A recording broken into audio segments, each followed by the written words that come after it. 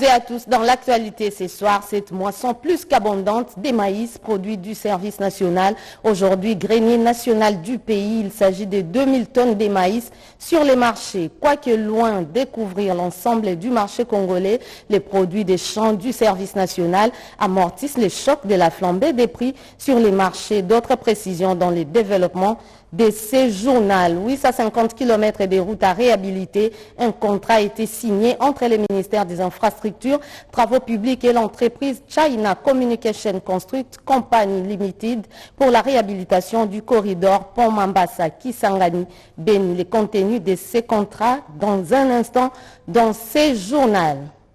Bienvenue à tous. Tout d'abord, les comptes rendus du Conseil des ministres présidé par le chef de l'État, Félix-Antoine Tshisekedi Tshilombo. Parmi les points évoqués, la pénurie des kérosène dans les secteurs aéronautiques, compte rendu fait ici par la ministre de la Culture et Arts, Catherine Katungu-Fouraya. Suivez.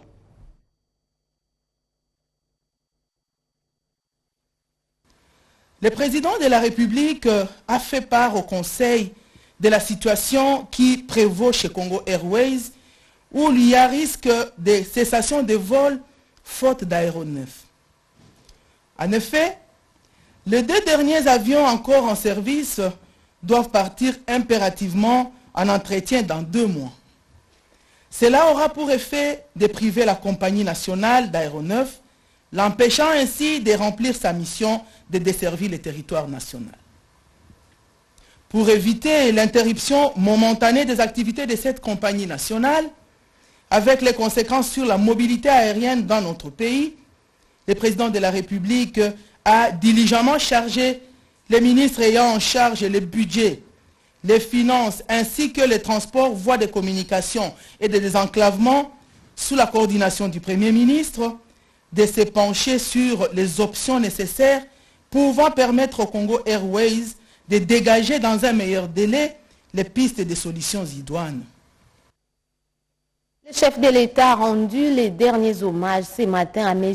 Henri Bertin Louata, père biologique du pasteur Roland Dalo. Blandine Zovo, bienvenue Kabamba et Claude Mbouyi ont signé ce reportage. C'est un baobab de la République qui s'en va, laissant un vide irremplaçable dans le secteur de l'éducation nationale. Henri Bertin Louata Lungayo Asikomo, un inconditionnel artisan de la bonne éducation qui a consacré toute sa vie à l'enseignement de base et à la formation de l'élite congolaise, a tiré sa révérence à Kinshasa à l'âge de 84 ans.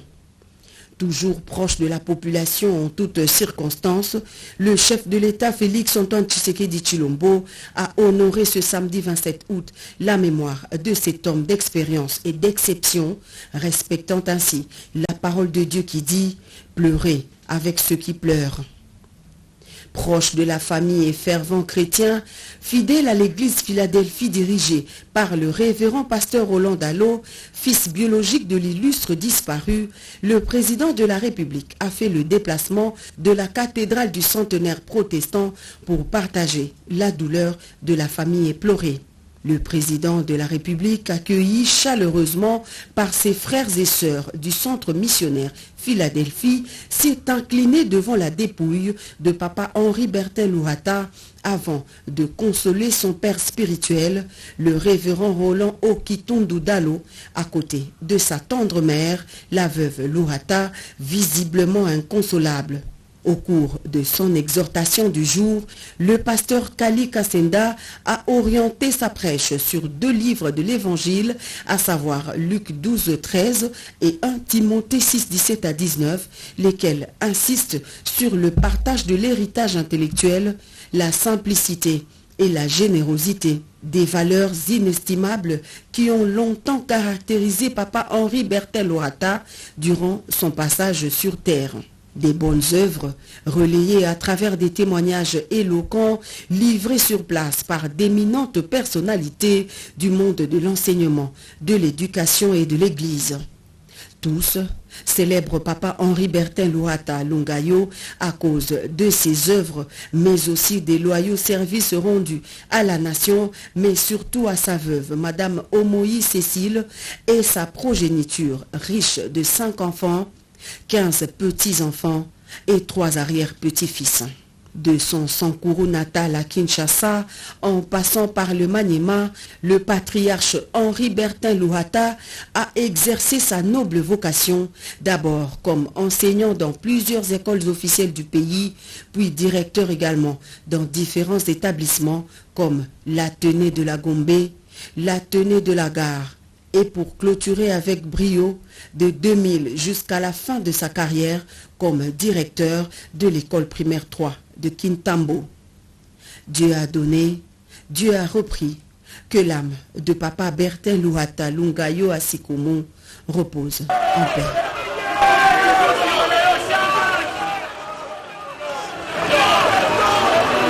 Autre chose, la 8e conférence internationale de Tokyo sur le développement de l'Afrique TICAD a ouvert ses portes ce week-end à Tunis, en Tunisie. Près de 5000 participants y prennent part.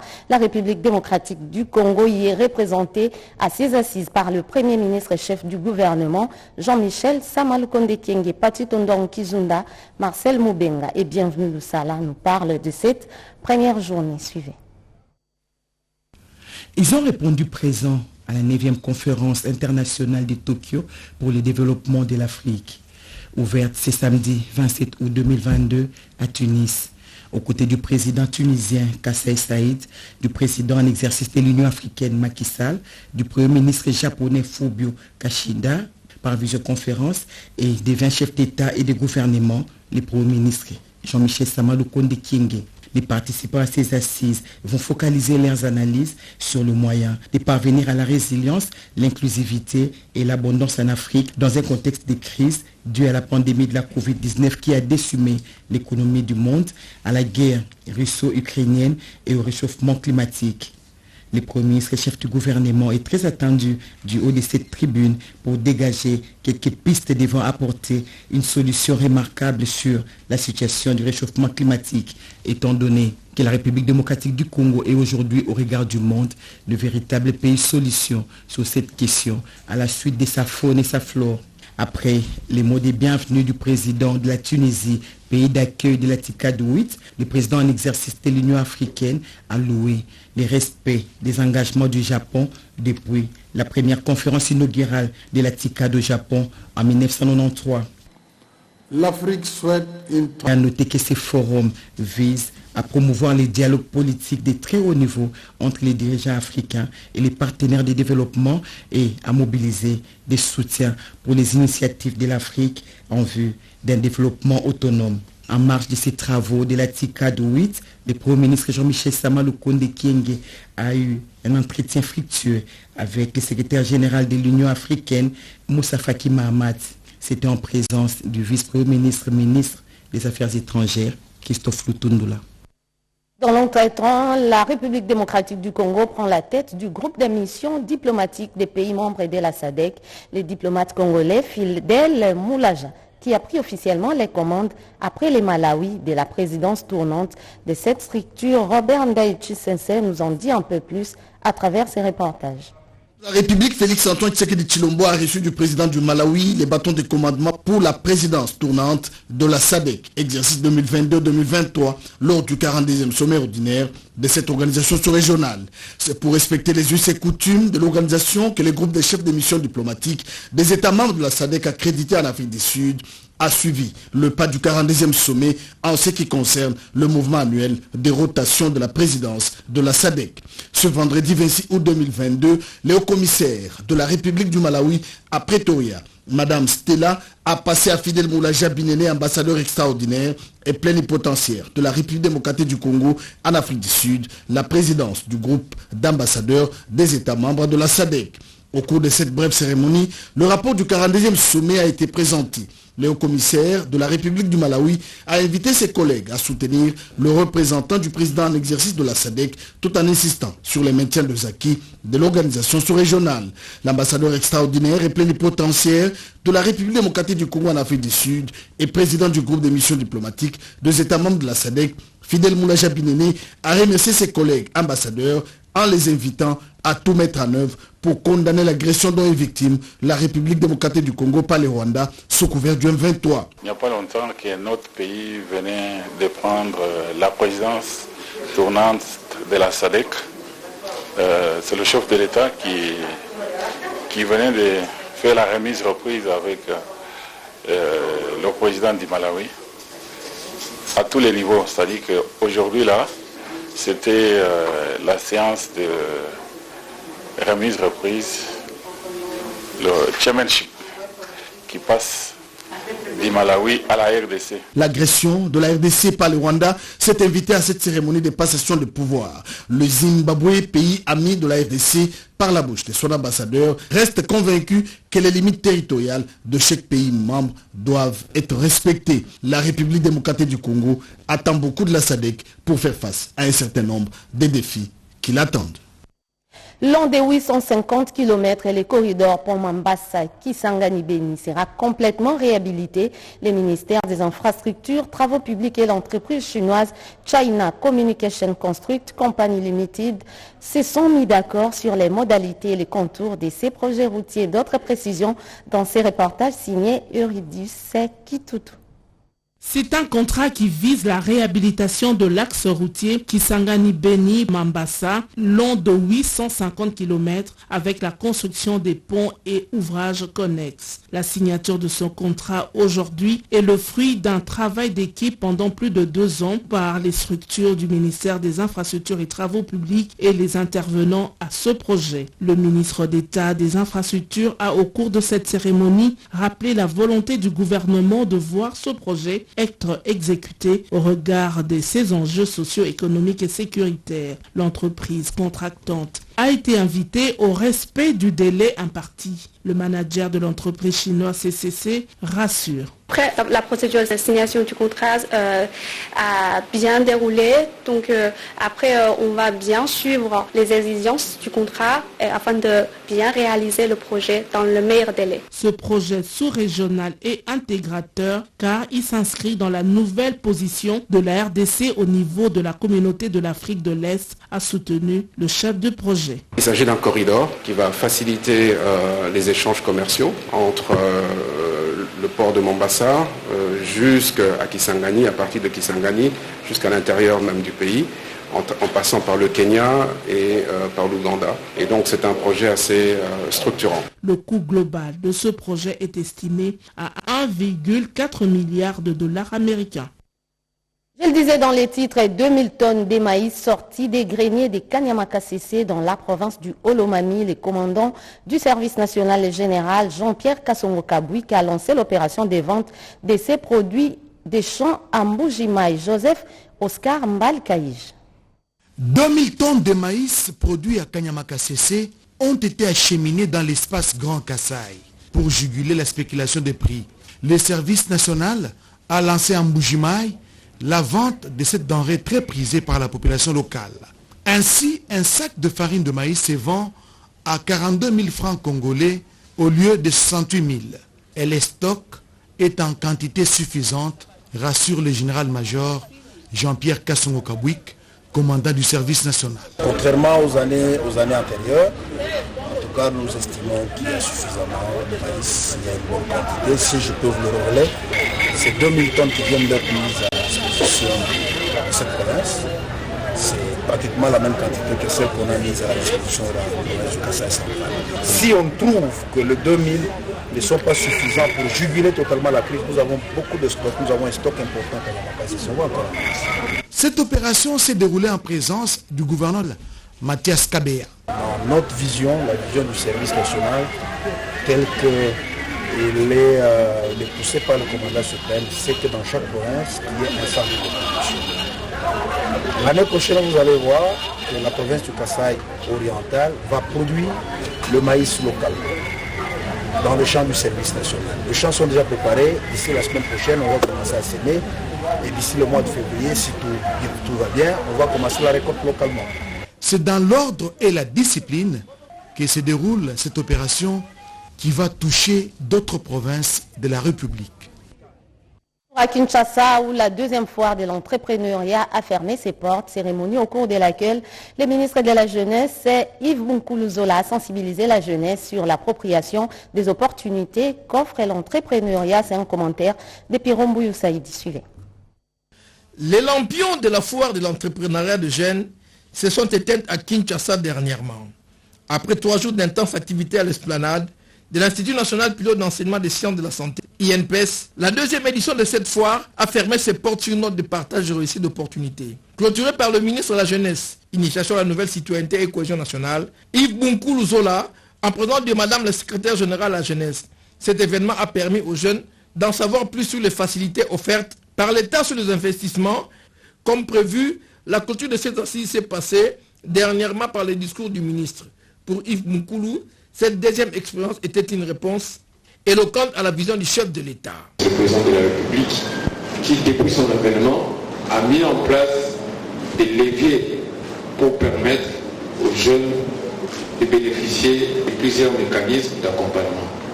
Permettez-moi également de féliciter le comité organisateur qui, contre vents et marées, a réussi à organiser ces 3 journées pour qu'ensemble, les jeunes entrepreneurs et les responsables étatiques, nous puissions échanger sur des questions qui ont trait à l'entrepreneuriat des jeunes. Rappelons que cette foire vient de boucler les activités du mois d'août consacrées à la jeunesse. Signalons aussi qu'il y avait plusieurs stands à l'esplanade de l'INPES. Au total, 150 exposants ont rivalisé d'ardeur en offrant des services et produits divers aux visiteurs.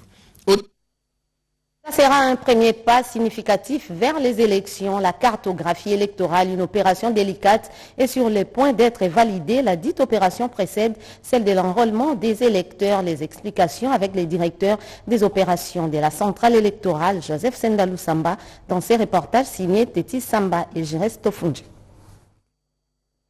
En République démocratique du Congo, la Commission électorale nationale indépendante se prépare à organiser les élections en 2023. Comment se déroule l'opération d'actualisation des cartographies opérationnelles? À cette question, le directeur des opérations de la centrale électorale, Joseph Sendalou Samba, répond.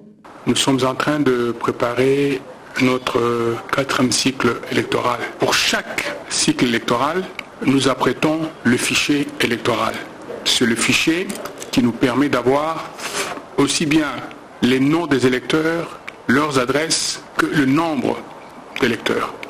Après la révision du fichier électoral, après le nettoyage de notre centre d'inscription, nous aurons la répartition des sièges qui va à l'annexe de la loi portant répartition des sièges que le Parlement devra adopté, et nous avons au même moment le nombre de bureaux de vote parce que chaque centre d'inscription va générer un certain nombre de bureaux de vote selon le nombre d'électeurs que les centres d'inscription avaient reçus. Si le centre d'inscription avait reçu, disons, 3600 électeurs, ça peut faire 5 à 6 bureaux.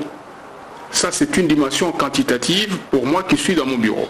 Il s'y est de noter que la Commission électorale nationale indépendante est sur le point de valider la cartographie des centres d'inscription, précédant ainsi l'opération d'enrôlement des électeurs, et ce, après avoir déployé 9000 préposés à travers toute la République.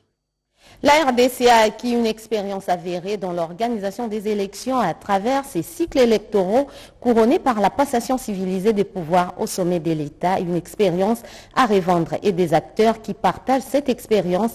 L'ancien président de la CENI, Corneille Nangaa, était dans la province de l'Ituri pour parler processus électoral. L'amphithéâtre de l'université de Bunia, rempli de la crème intellectuelle et d'autres couches sociales, Corneille Nangaa, ancien président de la CENI, a insisté sur la prise de conscience des Ituriens à s'impliquer activement dans la recherche de la paix pour ainsi amorcer le développement de cette province à travers notamment l'entrepreneuriat et la recherche scientifique continue. Au lieu de parler tuer, parlons désormais développement. Ituri, tu as une jeunesse abondante et dynamique, une force certaine. Tu n'as heureusement pas perdu ton hospitalité légendaire, Ituri. Tu as une intelligence et la crème intellectuelle nécessaire pour redorer le blason terni. Tous ces rêves n'est possible que si et seulement si chacun de nous s'engage à la paix. Mais un engagement sincère, un engagement ferme, pas un engagement hypocrite. On doit transcender nos égos, on doit transcender nos communautés. À lui d'ajouter, je cite, le monopole de la force ne doit revenir qu'à l'État et à lui seul, message bien apprécié par les autorités académiques de l'UNIBU. Faut-il lever la grève ou non? Les médecins réunis au sein de leur organisation syndicale ont examiné la question. Exécutif provincial du SINAMED ASBL, ville-province de Kinshasa, tient à informer à l'opinion tant nationale qu'internationale que la grève déclenchée par le médecin des services publics de l'État membre du SINAMED depuis le 6 juillet 2022 se poursuit jusqu'à ce jour sous sa forme hôpitaux sans médecin. Tout en étant ouvert à toute négociation en vue de dénouement de cette crise basée sur les revendications socio-professionnelles de médecins jugés légitimes et fondées par le gouvernement de la République, le médecin membre du SINAMED ASBL ville-province de Kinshasa s'étonne de la léthargie que manifeste le banc gouvernemental en dépit de la proposition du plan de sortie de la crise proposée par le SINAMED ASBL au travers du bureau exécutif national et de la feuille de route élaborée il y a 2 semaines avec les experts du ministère de la Santé publique, Hygiène et Prévention. Le médecin membre du SINAMED ASBL de Kinshasa sont plus que déterminés à poursuivre ces mouvements de grève jusqu'à ce que des réponses idoines leur soient réservées. Ils en appellent à l'implication personnelle du chef de l'État, garant du bon fonctionnement des institutions pour apporter des solutions durables à ces problèmes récurrents qui ne semblent pas être une priorité pour le gouvernement de la République. Religion, coutume et vaccination, des concepts parfois opposés. Les programmes élargis de vaccination peuvent inviter dans ces installations les leaders de la communauté islamique. Pour plus d'informations sur la vaccination, Constance Mananga pour plus de détails. Avril 2022, les programmes élargis de vaccination publient les cumul des personnes vaccinées contre la Covid-19. Pour la première dose, près de 891 000 personnes, soit 1,6%, et près de 554 000 complètement vaccinés se sont livrés à cet exercice, soit 1,3%. Les taux étant faibles, pour inverser la tendance, le ministère de la Santé, à travers le PEV, avec l'appui de ses partenaires dont l'UNICEF, a développé un plan d'accélération des vaccinations contre la Covid, afin d'augmenter le nombre de personnes vaccinées d'au moins 11 millions et atteindre 10% de la population couverte. C'est le sens de cette campagne de sensibilisation auprès de la communauté musulmane qui a prêché par l'exemple. Le vaccin d'abord c'est pour nous immuniser davantage, c'est pour nous protéger contre Covid-19. Lorsqu'on s'est fait vacciner, on est en quelque sorte un peu sécurisé. Si on n'a pas pu respecter les gestes barrières et qu'on attrape le virus, on ne va pas développer des formes assez graves de la maladie et le traitement serait un peu plus vite parce qu'on est un peu immunisé. Dr Chidi Calix, médecin spécialiste au PEV, représentant le médecin directeur, a donné des explications à ses visiteurs quant à la conservation des vaccins et au fonctionnement de cet entrepôt moderne, le plus grand d'Afrique. L'expertise de l'Inspection générale des finances IGF dans la lutte contre la corruption n'est plus à démontrer. Pour preuve, même les agences du système des Nations Unies, notamment les programmes des Nations Unies pour le développement PNUD, sollicitent l'appui de l'IGF dans l'audit de ces différents programmes en cours de réalisation en RDC. Eric Kabamba. Les Nations Unies pour le développement veut s'inspirer du modèle de l'Inspection générale de finances dans la lutte contre la corruption. La délégation de la section lutte contre la corruption de cette organisation des Nations Unies reçut ces jours par Jules Alinguete, chef de service de l'IGF, qui avait à ses côtés le chef des services adjoint Victor Batoubenga, l'a fait savoir au cours de cette audience. Outre ces vœux, ces membres du PNUD sont venus aussi s'enquérir du travail que l'IGF est en train de faire, sa vision générale dans la lutte contre la corruption. Pour l'inspecteur général de finances, chef des services Jules Alinguete, l'IGF privilégie actuellement le contrôle concomitant prévu dans le texte de l'IGF appelé la patrouille financière, vu son caractère préventif de faits de corruption et de détournement de deniers publics. Nous attendons que l'IGF continue à travailler comme il le fait dans la lutte contre la corruption, mais avoir beaucoup plus de synergie avec la justice pour que les actes de corruption puissent aboutir à des décisions judiciaires. À la question de savoir sur la présence de l'IGF dans le gigantesque projet du chef de l'État, le programme du développement de 145 territoires, Victor Batoubenga a rassuré la présence permanente de l'IGF. Le chef de l'État avait demandé à ce que l'inspection générale des finances soit impliquée et nous attendons la mise en œuvre effective de ce programme-là pour que nous puissions activer tous les mécanismes de contrôle possibles. Moment propice également pour cette délégation du PNUD à encourager l'IGF dans son combat de la lutte contre la corruption pour une meilleure gestion de finances publiques. Installation de la Fédération Lukunga 1 et la cellule spécialisée des enfants militaires génération Christophe Lutundula s'est mis en ordre des batailles. L'objectif est de sensibiliser les enfants des militaires à la défense de leurs droits. Suivez cela en images et commentaires. C'est le credo de l'ASBL Génération Christophe Lutundula GCL déjà sur le terrain. Après l'installation officielle intervenue le 6 août 2022, cette structure a pour mission de pérenniser la vision politique et sociale de l'actuel vice-premier ministre et ministre des Affaires étrangères Christophe Lutundula Apala. Pour sa première action, samedi 27 août 2022, la GCL vient de procéder à l'installation des deux fédérations. Il s'agit notamment de la Fédération Lukunga 1 et de la cellule spéciale des enfants militaires. À travers notre modèle, Excellence, M. Christophe Lutundula, de réveiller une jeunesse consciente et avertie, car le développement de l'RDC repose sur cette. Soyez rassurés que les enfants des militaires sont engagés et déterminés en vous accompagnant dans la lutte que vous faites jour et nuit, défendant nos parents au front. Qu'aucune institution en RDC sans fatigue, qu'aucune institution en RDC sans Christophe Lutundula, qu'aucune institution en RDC sans l'armée congolaise. Nous dépendons des militaires, nous voulons la paix et rien que la paix.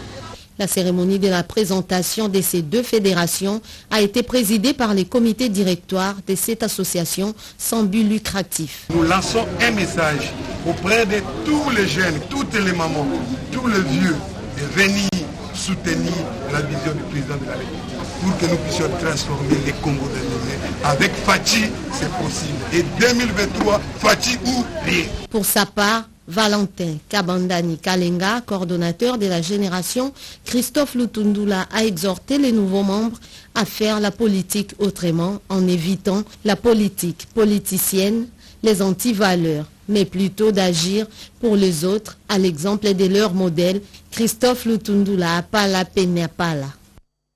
Divergence aplanie entre Tenke Fungurume Mining et la GCAMIN, divergence qui porte notamment sur la présence des creuseurs artisanaux. Le nouvel administrateur provisoire des Tenke Fungurume Mining, Sage Ngoimbayo, apporte de l'éclairage devant la presse. On fait le point avec Iverson Kabwaba.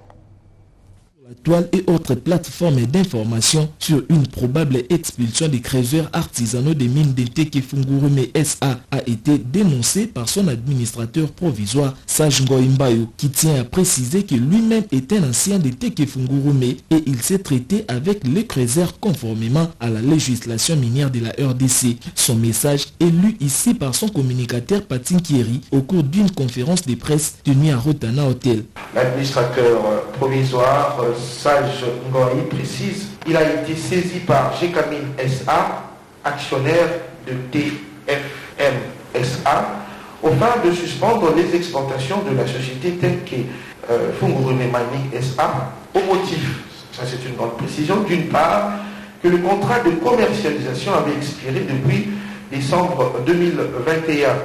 Une commission composé des services de la douane, de la police, des mines, de le littoral militaire et des services de sécurité a été institué pour veiller de la mesure portant suspension des exportations de terre Kifungurumé Mining SA sur l'axe Lubumbashi-Kolwezi. Notons que le nouvel administrateur a été désigné à la tête de Tekefungurumé aux fins de présider aux intérêts win-win entre la société et les actionnaires. Et à savoir également que Tekefungurumé devait à la GECAMIN 6 millions de dollars en termes de redevance.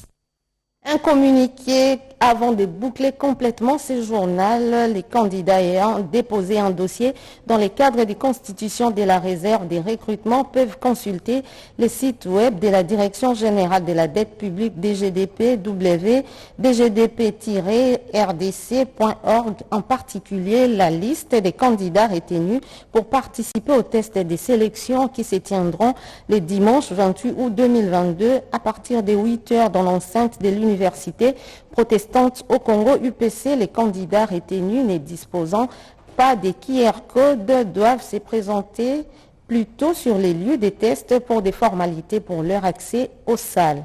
Ces communiqués portent la signature de Laurent Batoumona. Fin de ce journal, Madame, Messieurs, merci à vous de l'avoir suivi et un excellent week-end à tous.